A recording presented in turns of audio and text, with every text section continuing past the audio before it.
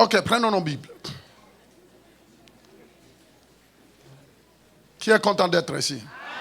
Si vous êtes là pour la toute première fois, ne soyez pas étonnés. Vous voyez le climat qui règne ici.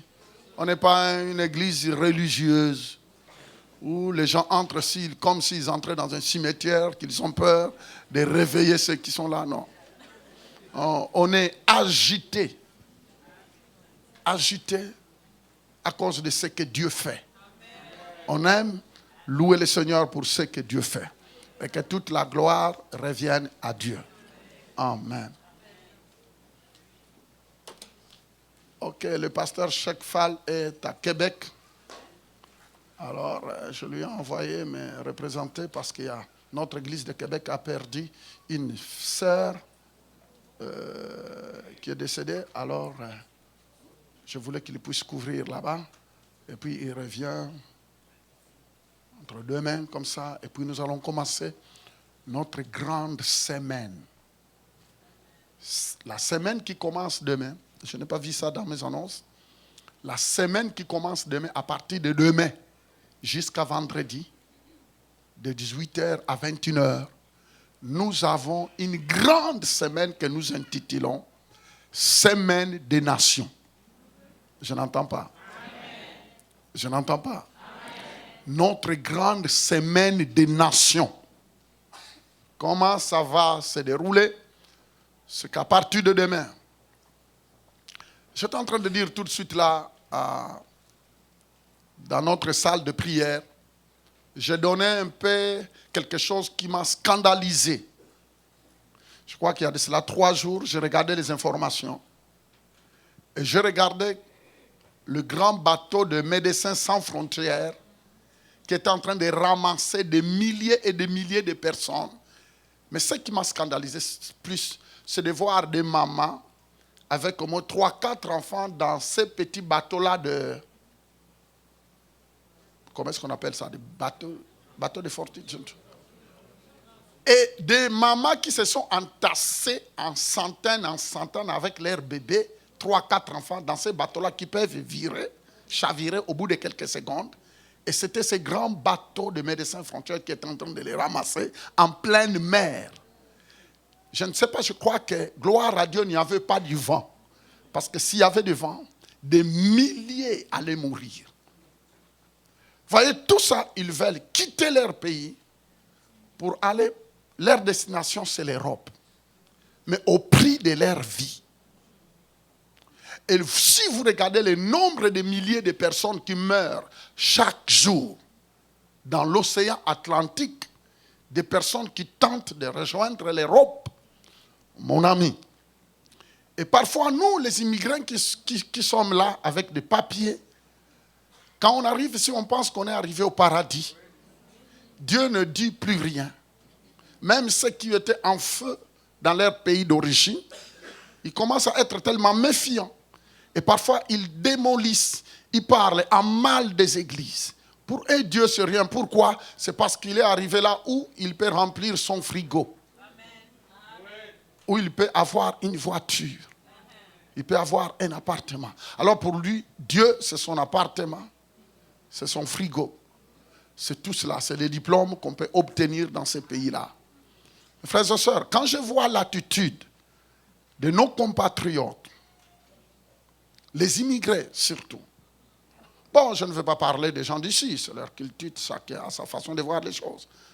Mais quand pour surtout vous, qui croyez, qui savez parfois, avant de quitter ton pays, tu avais dit à Dieu, Dieu, si tu m'amènes et que j'arrive, regarde ce que je ferai. Il y a beaucoup de personnes même ici.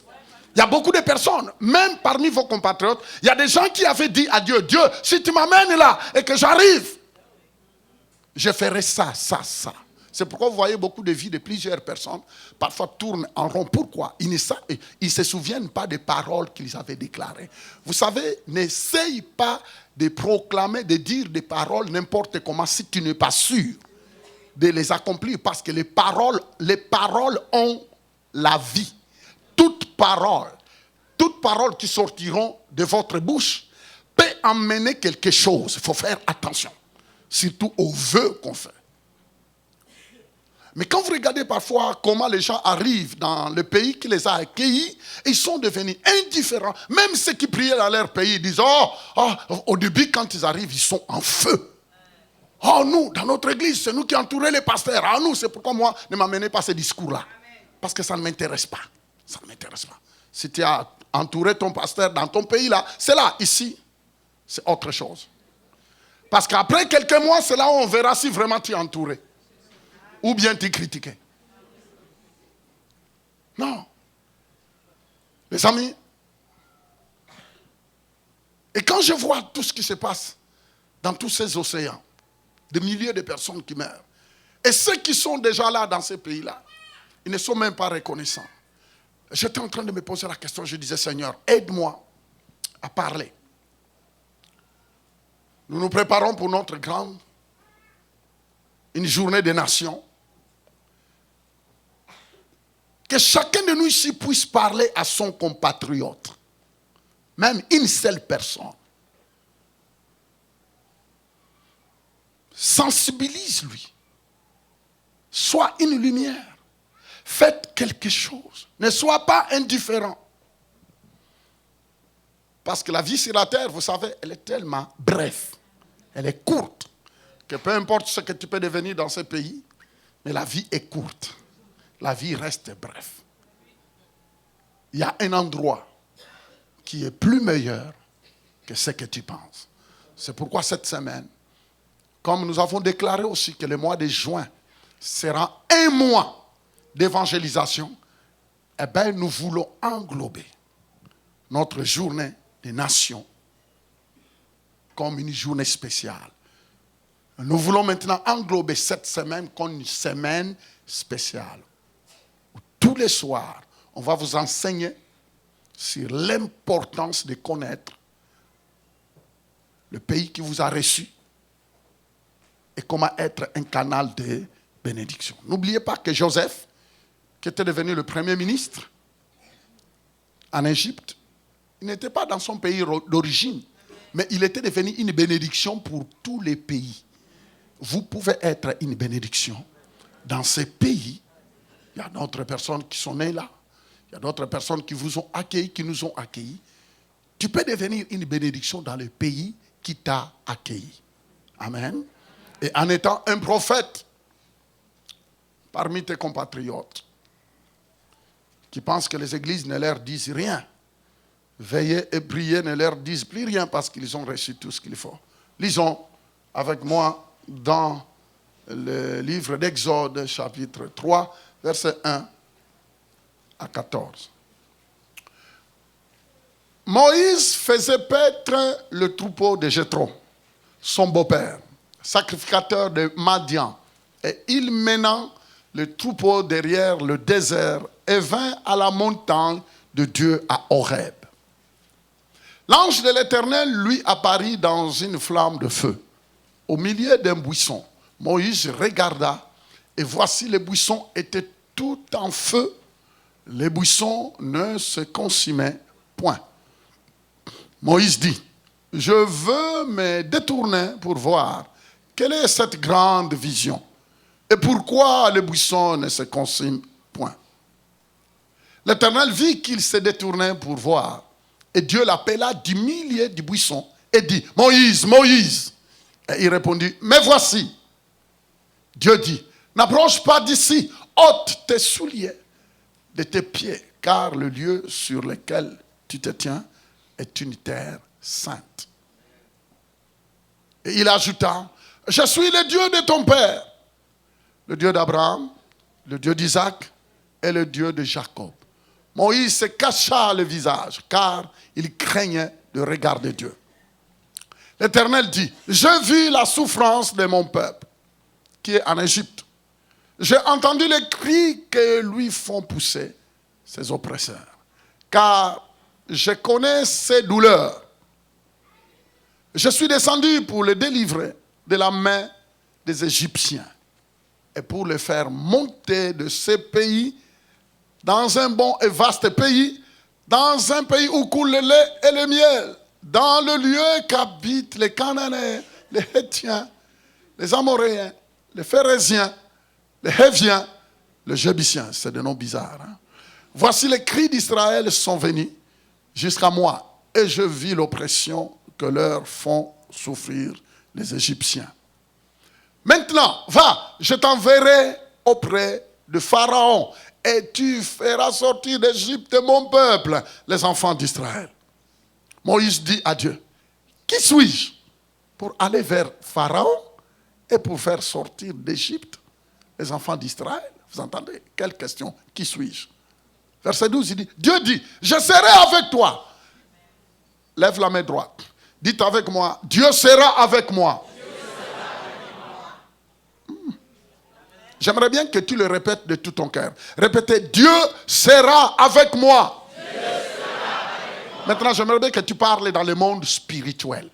J'aimerais bien que tu vois le monde spirituel. Parce que notre combat n'est pas visible. Mais notre combat est dans le monde spirituel. Lève encore la main droite. Dites encore, mon Dieu sera avec moi. Mon Dieu sera avec moi. Au nom de Jésus. Amen. Ah, quelle promesse. Une bonne promesse. Dieu savait où il envoyait Moïse. Dieu savait où il envoyait Moïse. C'était devant un grand pharaon. Pas un petit. Pas un prince, mais c'était le grand pharaon. Raïs. De l'époque. C'est lui qui contrôlait. Il donnait la vie et la mort à qui il voulait. Tout lui appartenait. Pharaon. Et Dieu savait à qui il l'envoyait. Dieu dit, je serai avec toi. Et ceci sera pour toi le signe que c'est moi qui t'envoie.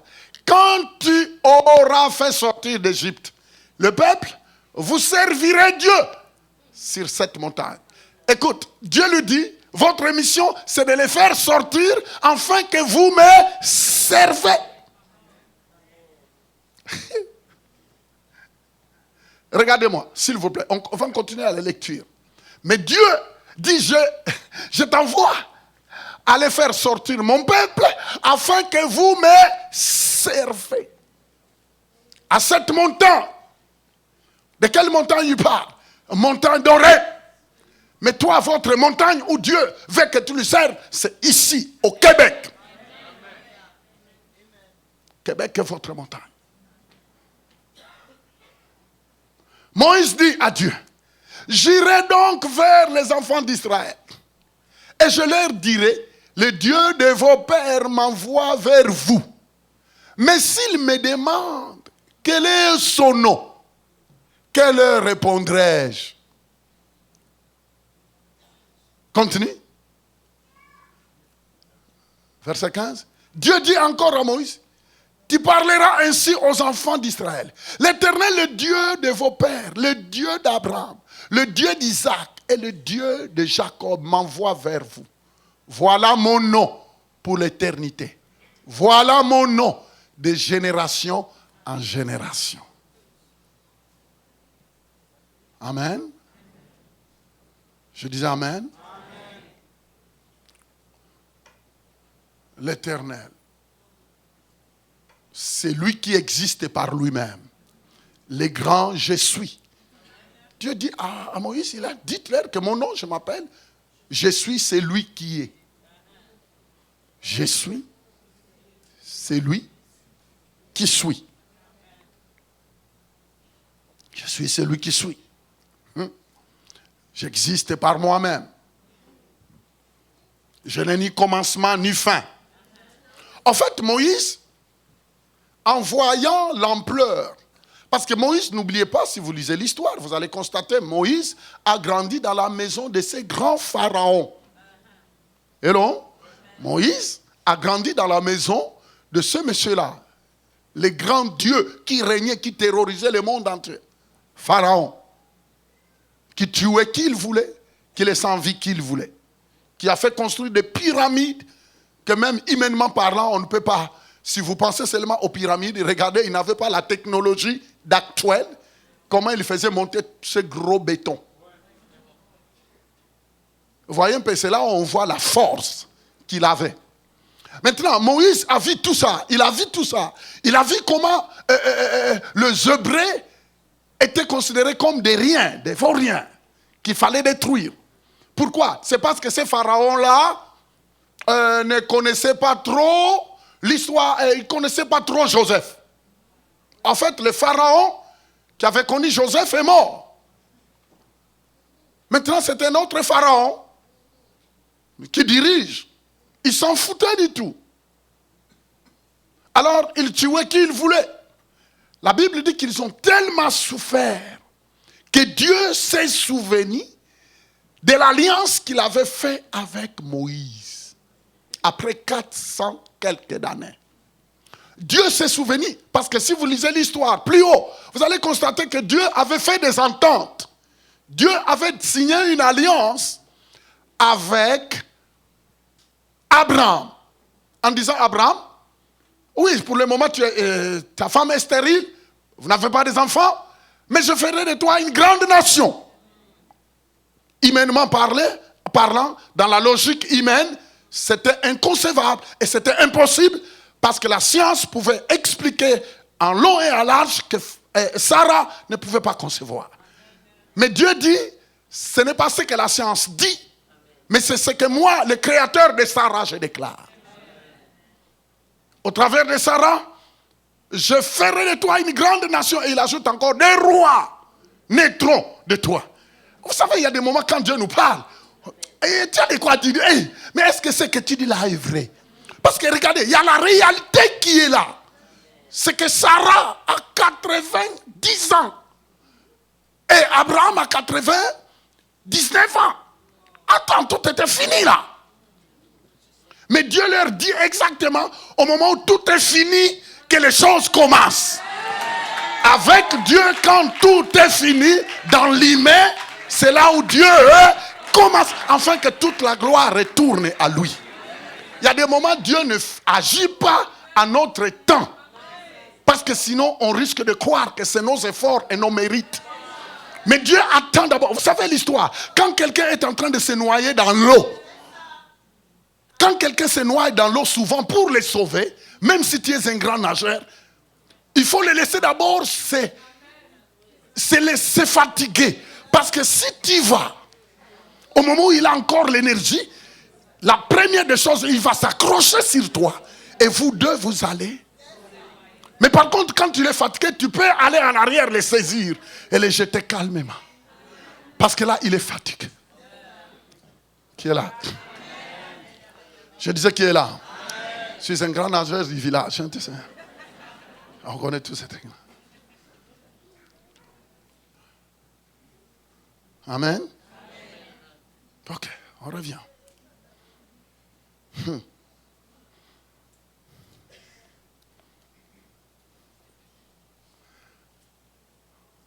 Alors, Moïse, qui sait dans quelle maison il a vécu?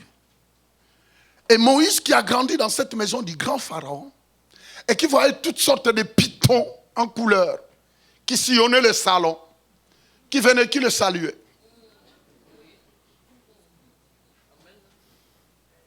Et qui retournaient. Pendant toute la journée, c'était une scène. Parce que Pharaon devrait démontrer de quoi il était capable. Vous savez, quand les gens sont dans l'occultisme, ils se croient les tout-puissants. Ah oui, quand les gens pratiquent de l'occultisme, quand les gens sont dans les sciences occultes, le diable leur fait miroiter qu'ils sont plus forts, qu'ils sont plus puissants. C'est pourquoi vous voyez tous ces gens-là, même quand ils parlent de Jésus, il a des difficultés. Il a des difficultés parce que le diable leur dit que vous êtes le vainqueur, alors qu'ils sont dans un bateau qui est en train de s'écouler. Allô? Dieu dit à Moïse, Moïse, retourne. Va voir ces messieurs-là. Et Moïse a passé tout son temps à discuter. Il dit, Seigneur, tu m'envoies? Mais qui suis-je? Il a commencé d'abord par dire, qui suis-je moi pour m'envoyer devant ces gars-là? J'ai grandi dans sa maison, je les connais. Je connais un peu la dynastie, comment ça fonctionne. C'est très fort, c'est très puissant. Ça passe de père en fils. La magie qui était dans ces pharaons-là est descendue jusqu'à eux. Et tu vois comment ils maltraitent. Et même mes compatriotes me diront, qui est celui qui t'a envoyé? Parce que vous savez, il y a d'autres personnes qui sont tellement habituées à la souffrance qui se disent, on préfère mourir dans cette souffrance. Il y a d'autres personnes, peu importe comment, tu veux l'aider à sortir de là. Il dit non, je suis habitué. Vous connaissez l'histoire de quelqu'un auquel je voulais prier pour. Il a dit, monsieur le pasteur, prie un peu pour que je guérisse un peu, parce que sinon je risque de perdre tous mes droits. Alors il voulait une guérison un tout petit peu et laisser un peu malade pour qu'il préserve quoi? Ses droits. Vous voyez, il y a des choses parfois qui se passent dans le monde, vous ne savez pas. Et tu dis, mais pourquoi il est malade? Mais vous ne savez pas ce qui se passe. Alors, il faut le laisser à sa foi. Moi, quand je vois ça, je ne continue pas. De toute façon, fais ton affaire. Qui est là? Alors Moïse finit quand même par dire, bon, ok, j'irai, mais j'aimerais bien quand même savoir qui es-tu toi qui m'envoies. Dieu lui dit, vas-y, vas-y. Tu leur diras que mon nom, je suis celui qui est.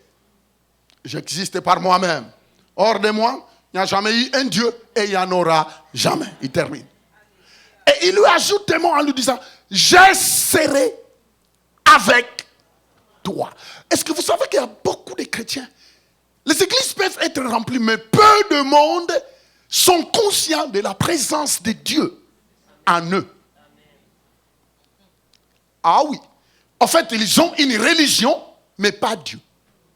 Ils croient dans une religion, mais ils n'ont pas la réalité de la présence de Dieu. Alors que ce qui fait la différence dans la vie de quelqu'un qui a dit, Jésus vient dans ma vie, c'est la conscience de la présence de la divinité, de Dieu le Créateur en lui.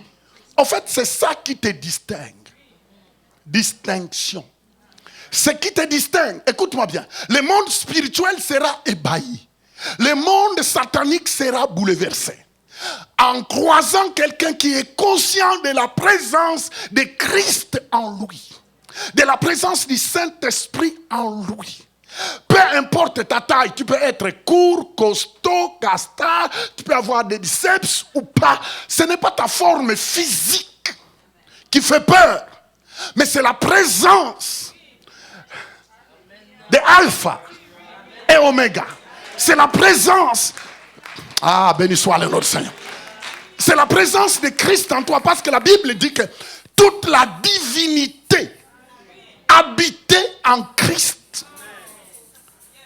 Toute la divinité, la puissance, l'autorité, la gloire, tout était concentré dans la personne de Jésus, corps humain, mais la divinité, Dieu le Père était là. Ça veut dire quand Jésus vient en toi, tu portes en toi la divinité. Je ne sais pas, est-ce que je me fais comprendre? Les jeunes, est-ce que vous me savez? Ce n'est pas ta taille, ce n'est pas ta minceur, ce n'est pas où, ce n'est pas dans quelle famille tu es né. Mais quand tu réalises que le jour que tu dis à Jésus, Jésus, viens dans ma vie, sauve-moi, pardonne-moi de tous mes péchés. Viens, installe-toi dans ma vie, parce que je reconnais que tu as été crucifié à la croix pour moi. Tu es mort et Dieu t'a ressuscité. Alors je t'invite, viens. Je reconnais que je suis un pécheur. Viens, toi qui as pris ma place à la croix. Viens, installe-toi, pardonne-moi. Le jour que tu fais cela, le Père, Dieu le Père, le Fils, le Saint-Esprit, toute la divinité viennent s'installer en toi. C'est pourquoi la Bible dit, dans le livre des Corinthiens, ne savez-vous pas que vous êtes l'habitation de Dieu? Votre corps est le temple du Saint-Esprit. Il pose la question, ne savez-vous pas? Parce que c'est vrai, il y a d'autres qui ne le savent pas. Il dit, ne savez-vous pas que Dieu le Père, Dieu le Fils, Dieu le Saint-Esprit habite en vous? Mes frères et sœurs, voyez pourquoi nous devons être dans un endroit où on vous enseigne sur comment cohabiter, comment vivre avec le Dieu Tout-Puissant en toi. Afin que tu puisses profiter. Tu te rends compte, si on te dit que désormais tu resteras à côté de la reine Élisabeth. Regardez-moi un peu bien. Non, je dis regardez-moi. Dans l'humain, on te dit désormais, madame, tu seras là où la reine Élisabeth est. Vous savez qu'il y a la reine Élisabeth déplace. Elle déplace avec tout le protocole. Tout ce protocole la veille à ce qu'elle ne manque de quoi? Si elle ne manquera de rien, celle qui est à côté d'elle ne manquera de... Vous ne pouvez pas être à côté de la reine Elisabeth et puis mourir de faim du matin au soir. Impossible. Qui est là? Mais l'évangile doit être simple, mes amis. L'évangile doit être simple. La foi en Jésus doit être simple. Il faut simplifier. Ne pensez pas que tu marches avec une religion. Alléluia, alléluia. Alléluia, alléluia, alléluia. Alors finalement quand on dit Amen, Dieu est resté à l'église. Non. Dieu n'est pas resté à l'église. Tu dois être conscient que dans ta voiture, dans l'avion, dans ton bureau, dans ton foyer, même quand tu fais bouillir la soupe,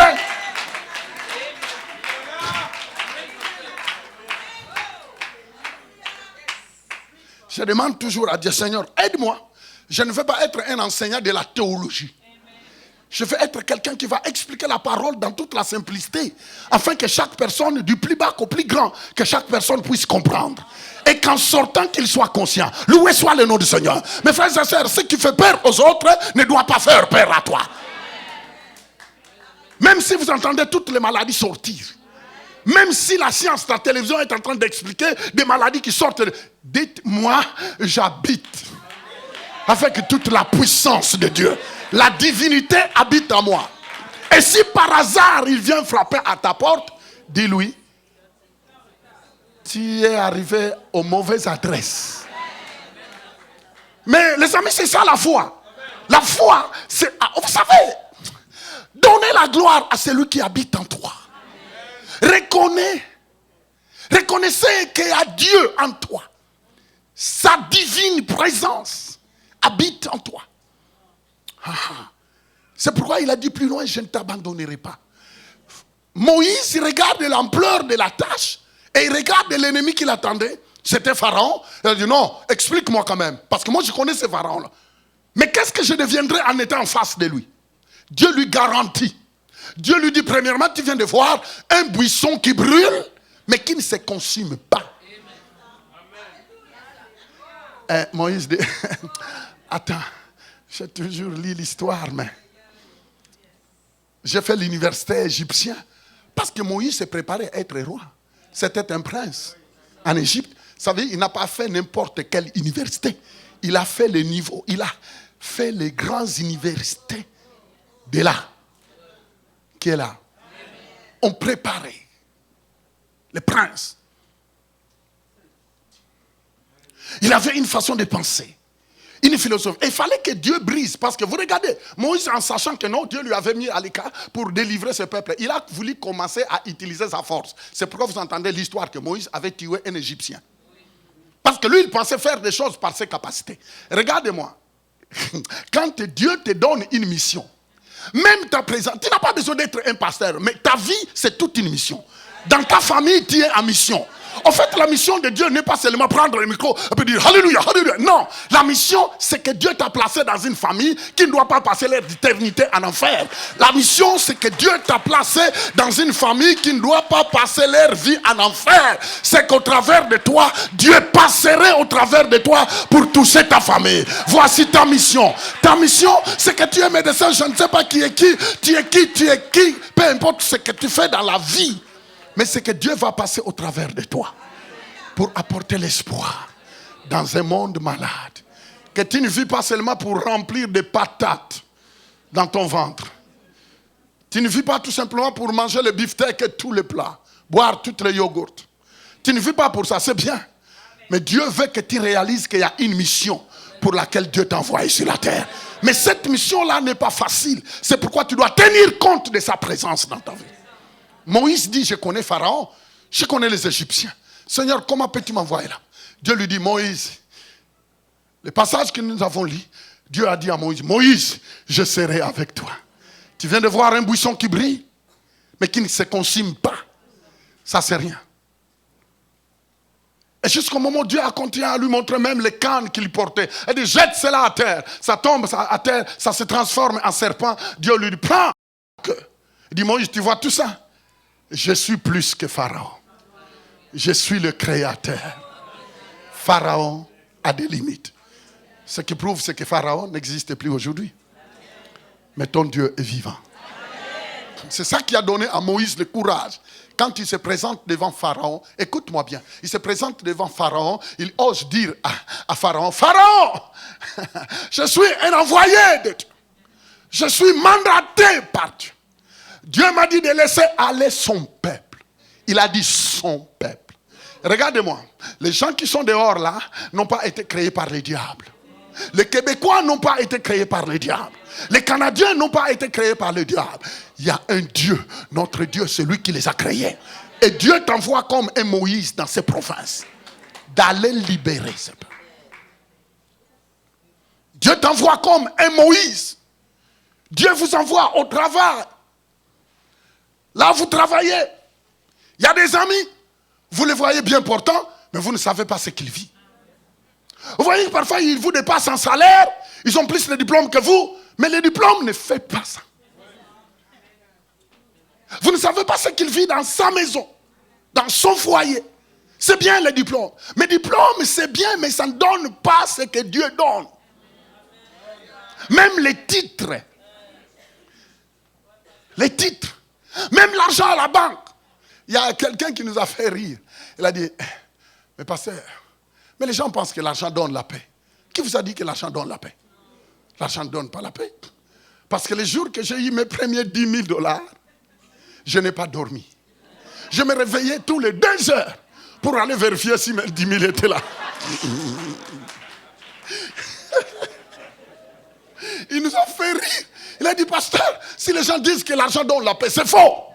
Parce que le jour que j'ai eu mes 10 000 $ pour la première fois, à tous les 2 heures, je me réveillais, j'allais regarder si le 10 000 est là. Alors ne dites pas l'argent donne la paix. Alors beaucoup de personnes pensent que c'est l'argent qui donne la paix. Non, c'est Jésus qui donne la paix. C'est la présence de Dieu en nous. Vous savez le nombre de diplômes, le nombre de personnes qui ont plein de diplômes. C'est bien d'avoir tout ça.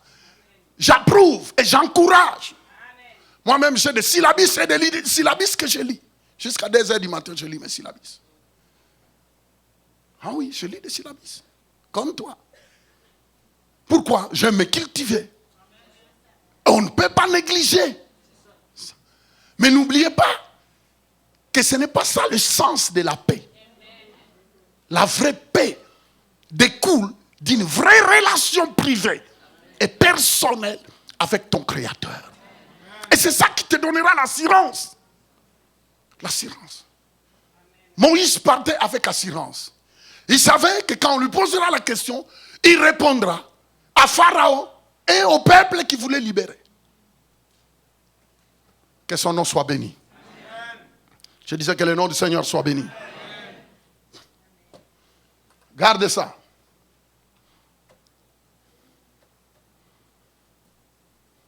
Celui qui s'appelle Je suis m'a envoyé vers vous. Celui qui s'appelle Je suis, le grand Je suis, m'a envoyé vers vous. Cette semaine qui commence, c'est notre semaine des nations. J'aimerais bien que tu penses, si Dieu a parlé à Moïse et il a envoyé, Dieu voulait te dire, en fait mon message, je voulais tout simplement vous sensibiliser à réaliser qu'au cours de cette semaine, Dieu va mettre des personnes sur notre chemin. Amen. Frères et sœurs, le temps de croiser les bras est fini. Une vraie église ne doit pas être une église qui vienne seulement, Seigneur, couvre nos besoins matériels. Non. Nous devons d'abord connaître notre mission. Amen. Notre mission, c'est d'aller. En cette semaine des nations, que chaque personne soit consciente. Mais la conscience que tu dois avoir, tu te rends compte? Si Dieu n'avait pas démontré ce qu'il était capable de faire devant Moïse, Moïse allait avoir des difficultés. Mais vous savez, quand Moïse se présente devant Pharaon, il n'y avait plus rien qui lui faisait peur. Mais n'oubliez pas, comme nous l'avons toujours dit, que quand Moïse se présentait, en fait, Dieu était avec lui. Dieu était avec lui, mais il n'était pas en lui. Parce qu'il n'était pas né de nouveau. Dieu était avec lui, mais il ne pouvait pas être en lui. Mais tu te rends compte, si Dieu a assuré sa protection en étant seulement avec lui, à plus forte raison toi, qu'il a en toi est avec toi. Il a fallu que Moïse soit conscient de la présence de Dieu. Mais vous portez Dieu en vous. Frères et sœurs, Moïse avait seulement besoin d'être assuré de la présence de Dieu avec lui. Mais vous, il n'est pas seulement avec vous, mais il est en vous. Dites en moi. Voyez ce qui fait que tu dois être conscient parce que ça va vous aider. Ce que je vous enseigne là, ça va vous aider même pour la vie privée, même pour ta vie personnelle, même pour ta vie sociale. Réalisez que Dieu est en moi. S'enlève tout complexe d'infériorité. S'enlève tout mépris personnel. Vous savez le nombre de personnes qui devraient accomplir des exploits maintenant. Mais vous avez tellement de mépris de vous-même. Vous vous méprisez. On se méprise nous-mêmes. Est-ce que moi, quand je me regarde, quand je me vois, tu vois, mais parfois, toi, tu te bats tout simplement pour garder ta poste là. Parfois, Dieu te dit, le temps de rester travailleur pour quelqu'un est fini. Pourquoi tu te fais du souci? Tu es en train d'insister. Mais Seigneur, ça c'est mon job, c'est mon job. Dieu te dit, le temps de ton job est fini. Maintenant, tu vas créer toi-même tes jobs. Vous voyez, il y a des moments, parfois, on insiste sur quelque chose que Dieu t'a dit, cette étape-là est finie. Je vais t'amener à autre chose. Alors, réalise, sois conscient de ma présence en toi. Lisons, Zacharie chapitre 4. Zacharie. Oh, je vois des cabinets qui sont en train de se créer. Au nom puissant de Jésus. Des cabinets privés, c'est ça que je vois. Je vois des cabinets privés qui se créent. Oh, Saint-Esprit. Alors il reprit et me dit, c'est ici la parole que l'Éternel adresse à Zorobabel. Dites Zorobabel. Vous êtes ce Zorobabel en esprit.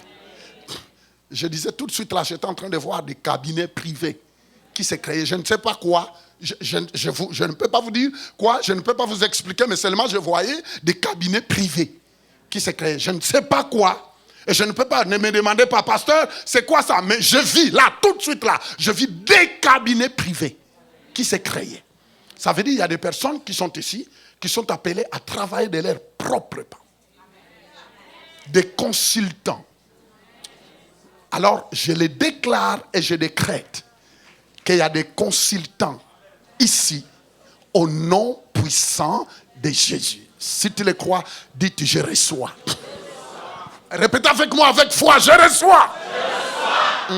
Regardez-moi, la grandeur, beaucoup de personnes ont peur. Beaucoup de personnes ont peur de la grandeur. C'est ça les chrétiens. Quand on entend déjà qu'il y a des cabinets, des consultants, tout le monde, non, ils tremblent. Mais c'est pour toi. C'est là où Dieu veut t'amener. Accepte par la foi et sois conscient de sa présence. Ces gens-là qui ont ces cabinets-là ne sont pas plus meilleurs que vous. Ne sont pas plus intelligents que vous. Et parfois vous les dépassez.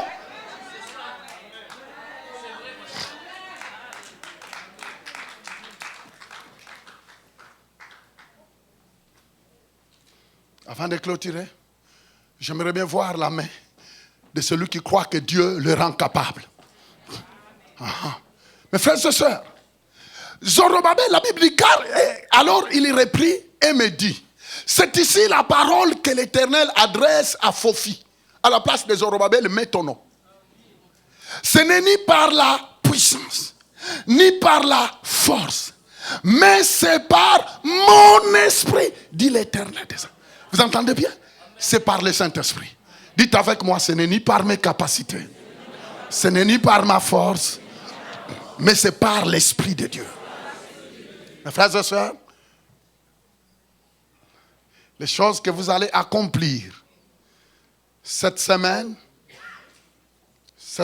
des nations, des personnes que vous allez saisir, que vous allez parler et qui seront touchées, vous ne les convaincrez pas par vos verbes et les adverbes, même par votre état de vocabulaire. Mais c'est le Saint-Esprit. Première étape. Deuxième étape. Les exploits que Dieu parle, c'est qu'il vient de me montrer. Des cabinets. Vous ne les accomplirez pas par vos capacités. Mais le Saint-Esprit vous rend capable. Et je le déclare et je le décrète en tant que prophète de Dieu. Que cela ait l'accomplissement dans la vie de quiconque croit dans le nom puissant de Jésus.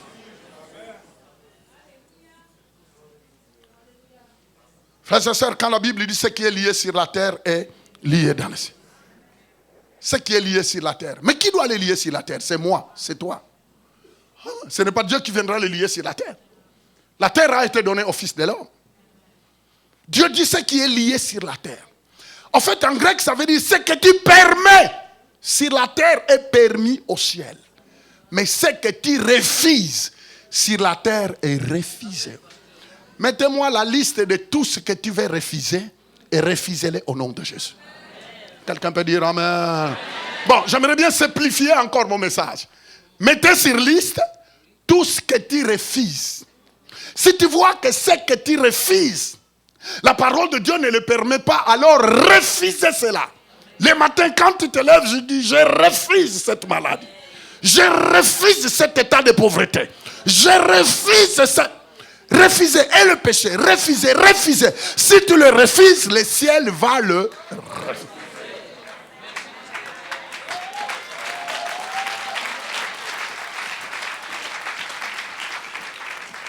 On ferme nos Bibles. Mes frères et sœurs, cet évangile que je vous prêche, je l'ai prêché au Japon, ça marche. En Australie, ça marchait. Aux Vietnamiens, ça marchait. Ça marche. Aux Cambodgiens, ça marchait. À toutes les nations, ça marchait. Et je vous le dis que la parole de Dieu, c'est seulement la parole de Dieu qui fait la différence. Il y a des choses que tu ne dois pas tolérer dans ta vie. Regardez-moi, en tant qu'un enfant de Dieu, regardez-moi, regardez-moi, regardez-moi, regardez-moi s'il vous plaît, je m'arrête. Il y a des choses que Dieu te dit, ne tolère pas ça à cause de ma présence en toi. Tout ce que Moïse voulait savoir, Moïse voulait une garantie de la présence de Dieu. C'est pourquoi même après avoir délivré le peuple, si vous lisez l'histoire dans le livre d'Exode, vous allez voir que Moïse venait de délivrer le peuple. Il traverse la mer Rouge et il continue à dire, Seigneur, un endroit où Moïse dit à Dieu, Seigneur, si tu ne vas pas avec nous, nous ne continuerons plus notre voyage. Il a dit, non, non, non, Seigneur, j'évite ce que tu as fait. Tu nous as délivrés entre les mains d'un Corias, Pharaon. Tu as manifesté ta gloire, comment la mer s'est ouverte devant nous. Et l'armée Pharaon s'est engloutie tous. Nous avons vu ta main. Nous avons vu l'eau sortir du rocher. Nous avons vu les cailles tomber. Nous avons vu la manne descendre. Mais Seigneur, tu nous demandes de continuer le voyage et tu ne veux pas me garantir que tu seras avec nous. Parce que le chemin est long. Je regarde. Il y a tellement de nations, il y a tellement de pays qui nous attendent. J'ai envoyé des émissaires pour aller demander le passage. Ils ne veulent même pas nous laisser passer. Et à cause de mépris, à cause de quelques faiblesses que tu as vues dans la vie de ton peuple, tu veux dire maintenant que je continue. Je dis, c'est toi qui m'as dit d'aller le libérer. Si tu ne fais pas route ensemble avec nous, je n'irai pas. Moïse connaissait les secrets d'être dans la présence de Dieu. Écoute-moi bien, écoute-moi bien. S'il vous plaît, ce que je vous enseigne n'est pas un message qui doit rester ici. Tu dois développer du lundi au dimanche. Dites et répète cela à Dieu, que je veux seulement ta présence. Je n'ai pas l'envie de vivre cette journée sans être à ton écoute. Mon ami, si nous développons cela, il y a des erreurs qu'on ne commettra plus. Oh, il y a des erreurs que tu ne commettras pas. Je ne veux pas te dire que tu ne commettras jamais d'erreurs. Mais il y a d'autres erreurs que tu ne commettras pas. À cause de sa présence. À cause du développement de ton oreille à son écoute. À cause de la conscience de sa présence avec toi. Vous savez que quand on est conscient de la présence de Dieu dans notre vie, tu peux être dans un endroit, Les gens peuvent même dire, mais pour qui il se prend? Il ne parle pas. Mais pourquoi il n'est pas agité comme nous? Mais pourquoi il ne fait pas comme nous? Non, il est conscient. La personne est consciente qu'il n'est pas seul. La personne est consciente qu'il porte. Tu te rends compte? Soit à la présence d'un roi, soit dans le protocole d'un roi. Vous savez que même marcher avec un roi, il y a tout un protocole. Il y a un comportement. Dites un comportement. Bouge la tête, dites un comportement. Écoute, il y a un comportement qu'on doit adopter. Quand on est avec un président. Quand on est avec, vous savez, demandez ceux qui ont déjà vécu ces grands cours-là. Ils vous diront. Il y a des places, tu ne peux pas te comporter n'importe comment. Tu ne peux pas parler n'importe comment. Tu ne peux pas agir n'importe comment parce qu'il faut suivre quoi? La protocole. Il y a une discipline. Il y a des gestes qu'on ne peut pas se permettre. Il y a des langages qu'on ne peut pas se permettre. Oh! Il y a de la bassesse qu'on ne peut pas se permettre. À cause de la présence de l'autorité qui est là. Regardez-moi, vous avez vu la personne qui a attaqué Couillard et Dermain. Tu as vu comment on a sauté sur lui? Parce que quand même, c'était un représentant. On ne peut pas lui parler n'importe comment. Malgré la démocratie, tout ça. La démocratie parfois qui se transforme en démo. Une autorité, c'est une autorité. Il a du pouvoir. Et il y a du respect qu'on lui donne. On ne peut pas s'adresser n'importe comment. On ne peut pas, au nom de la démocratie. On ne peut pas. Une autorité, c'est une autorité. Aligne-toi, parce que même la Bible dit, respecte les rois. Parce qu'ils ont le pouvoir. Quelqu'un peut dire amen. Vous savez, parfois, la liberté amène la libertinage. Et c'est cette mentalité-là qu'on voit même dans les églises. Où les gens se comportent n'importe comment. Même à l'église, on ne peut pas se comporter n'importe comment. Il y a une conduite, dites une conduite. Il y a une conduite, il y a une conduite, il y a une conduite, il y a une conduite que tu dois adopter. C'est pourquoi l'apôtre Paul dit à Timothée, Timothée, je te laisse ici à Éphèse, afin que tu puisses expliquer tous ceux qui ont crié en Jésus, comment ils doivent se conduire dans l'église. La colonne. Quand tu es avec une autorité, comporte-toi bien. Quand tu es avec quelqu'un même plus âgé que toi, respecte-le. Même si tu as étudié plus, respecte-le. Quand tu es avec ta maman, respecte-la.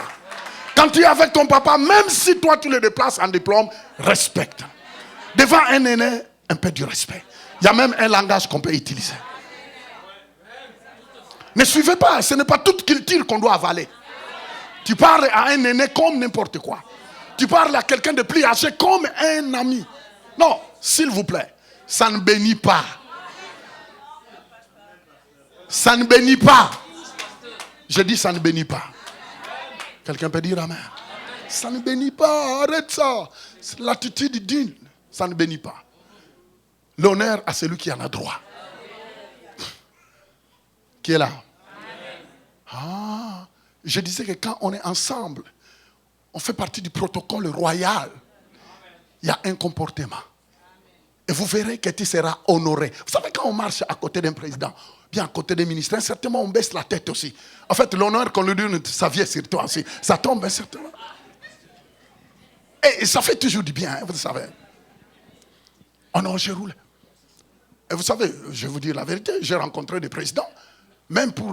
moi, je demandais comment, parce que je ne savais pas comment trop m'y prendre. Alors, j'ai demandé à ceux qui étaient formés, dit comment faire? Je vais être devant tel président. Comment? Il dit, pasteur, il faut attendre que lui te tend la main. Je dis, ok. Parce que je n'avais pas le droit de dire, mon ami. Alors, j'étais là vigilant, j'attendais que lui me tend quoi? La main. Et moi, quand je lui tendais la main, je devrais prendre ma main, mettre ici. Et puis, en signe du respect. Et je vis que même le président était bien de me recevoir. Ils étaient à l'aise avec moi. Et finalement, ils s'ouvraient et puis on parlait comme des amis. Parce qu'il a vu leur protocole que j'ai adopté. Vous savez, le protocole que tu adoptes va déterminer ce que tu recevras. Le respect que tu donnes à Dieu va déterminer. Sois conscient de la présence de Dieu partout. De la présence de Dieu partout où tu seras. N'essaye pas de laisser Dieu ici dans la salle. Même quand tu es chez toi, même quand tu es au travail, sache qu'il est là. Il est là. Je me souviens, le ministre de l'Intérieur de Nicaragua, cette femme-là, elle nous a accueillis. Et je pu la mettre à l'aise. À tel point qu'elle était prête à nous donner toute la place. Et vous savez ce qui est venu en retour? Sa fille, qui était atteinte de polio, jusqu'à 19 ans, elle a été guérie dans la croisade. Vous savez, avec Dieu, c'est comme ça. La fille des ministres se lève, elle commence à courir. Elle avait 19 ans. Elle était née avec la polio. Guérie. Courir. Mais tout commence par... Béni soit le nom du Seigneur. Il faut être conscient de la présence de Dieu. Il faut révérer Dieu. Révérence à Dieu. Et cette révérence-là doit te pourchasser. Même à l'église, sache que la présence de Dieu reste la présence de Dieu. Respectez le protocole. Quand on te dit, assis-toi là, dis c'est quoi ça? Non. Accepte parce que c'est un mandat qui lui a été donné. Assis-toi à la place qu'on te donne. Ne sois pas indiscipliné même dans la salle. Dans les temples. Il y a des indisciplinés à vie, même dans les temples. Ils ont été tellement élevés d'une manière bizarre que le renouvellement de l'intelligence n'existait pas. Ah, moi, si quelqu'un juge, je l'éprouve. Mais là, tu es dans les temples. Mais maintenant, ce même comportement que tu dois avoir dans le temple, tu dois l'amener partout. Et c'est ça qui fera que Dieu combattra pour toi. Dieu te défendra. Même quand tous les gens du travail deviennent injustes contre toi, Dieu va te défendre. Et n'oubliez jamais que Dieu et toi, vous serez la majorité. Quelqu'un peut dire un bon amen. Alors on peut pousser des cris de joie à Dieu. Merci Jésus. Qui plus l'orange monter. Alléluia. Cette semaine va être une semaine très très très chaude. Comme il fait chaud, eh bien nous on va le chauffer encore. Amen. Qui a reçu quelque chose? Je disais qui a reçu quelque chose. Alors j'aimerais bien prier pendant quelques secondes. Si tu es là pour la première fois, tu es venu dans cette salle, mais toi tu n'as pas encore fait alliance avec Dieu. En fait, tu n'as jamais invité Jésus de venir dans ton cœur, afin qu'il devienne le Seigneur et le Sauveur de ta vie. Si tel est le cas, j'aimerais bien t'aider à faire cette prière. Invite-le de venir dans ton cœur. Si tu es là pour la première fois, mais tu n'as jamais dit à Jésus, Jésus, j'ouvre mon cœur, viens dans ma vie, sauve-moi. Si tu n'as jamais fait cela, est-ce que tu peux le faire? Parce que même moi qui te parle, je fais cette prière. Est-ce qu'on peut fermer les yeux pendant quelques secondes? Seigneur, nous voulons te dire merci. Alors, si tu es dans la salle, mais tu aimerais bien, tu dis, pasteur, prie pour moi, j'aimerais bien donner ma vie à Jésus. J'aimerais bien que Jésus vienne s'installer dans ma vie. Qu'il me pardonne de tous mes péchés. Qu'il soit le Seigneur de ma vie. Je veux traîner sa présence partout. Je veux qu'il soit là. Et à chaque moment que j'aurai besoin de lui, qu'il soit mon seul secours. Mais j'aimerais bien l'inviter. Dieu te donne la liberté de l'inviter. Tu peux l'inviter. Tu peux l'inviter. Si tel est le cas, tu aimerais bien faire la prière pour que Jésus-Christ vienne dans ta vie. Tu aimerais bien l'inviter. Tu veux l'accepter comme ton Seigneur et ton Sauveur comme je l'avais fait. Tu peux seulement lever la main droite au moment où tous les yeux sont fermés. Tu lèves seulement la main droite. Je verrai ta main droite et je prierai pour toi. Alléluia. Merci. Tu lèves seulement la main droite si tu es dans la salle. Mais tu aimerais bien que Jésus vienne personnellement dans ta vie. Personnellement. Tu veux qu'il devienne le Seigneur de ta vie. Vous savez, le fait d'entrer dans une église ne fait pas de toi un sauveur. Mais il faut que toi-même tu prennes la décision personnelle de dire, Jésus, s'il vous plaît, je reconnais que je suis un pécheur, viens dans ma vie. Même moi qui vous parle, je fais cette prière. Lève bien la main droite. Tu lèves bien la main, j'aimerais bien voir ta main. Merci. Alléluia. Merci. Garde ta main à l'air. N'ayez pas honte. Parce que même Jésus-Christ, quand il mourait à la croix, il n'a pas eu honte. Il est mort à la croix presque sans habit. Il n'a pas eu honte. Pourquoi toi tu dois avoir honte de lui? Même moi qui vous parle. Un jour j'ai donné ma vie à Jésus. Il y avait beaucoup de monde. Mais j'ai levé ma main, je n'ai pas eu honte. Je dis, Jésus, s'il vous plaît, viens, sauve-moi, pardonne-moi. Pardonne, lave-moi de tous mes péchés. Et c'est ça qu'il a fait. C'est pourquoi je peux vous l'expliquer. Je peux vous parler de Jésus comme je l'ai fait. Sans honte. Parce que je sais ce qu'il a fait. Il m'a sauvé. Garde la main. Maintenant, je vais demander à tous ceux qui sont dans la salle, avec ceux qui ont levé leurs mains, de répéter avec moi cette prière. Dites avec moi, Seigneur Jésus, Cet avant-midi, j'ouvre mon cœur et je te donne ma vie. Je reconnais que tu es le Fils de Dieu, qui est venu sur la terre, qui a été crucifié, qui est mort et qui a été enterré. Et le troisième jour, Dieu t'a ressuscité d'entre les morts. Ce matin, je fais de toi le Seigneur et le Sauveur. Je me répands de tout mon péché. Au nom de Jésus, remplis-moi de ton Saint-Esprit. Merci Jésus. Amen. Je vais demander, mon frère, tous ceux qui ont levé leurs mains, venez me serrer la main. Venez me serrer la main. Viens, viens mon frère. Venez me serrer la main. Si tu as levé ta main, venez, venez, venez. Tous qui ont levé leurs mains, aidez-les. Venez, venez me serrer la main. Venez me serrer la main. Sous les acclamations de tout le monde, s'il vous plaît. Sous les acclamations de tout le monde. Venez me serrer la main. Venez me serrer la main. Venez me serrer la main. Merci mon frère. Donne-moi une seconde. Mon ami, donne-moi une seconde. Est-ce qu'on peut donner plus que ça, les amis?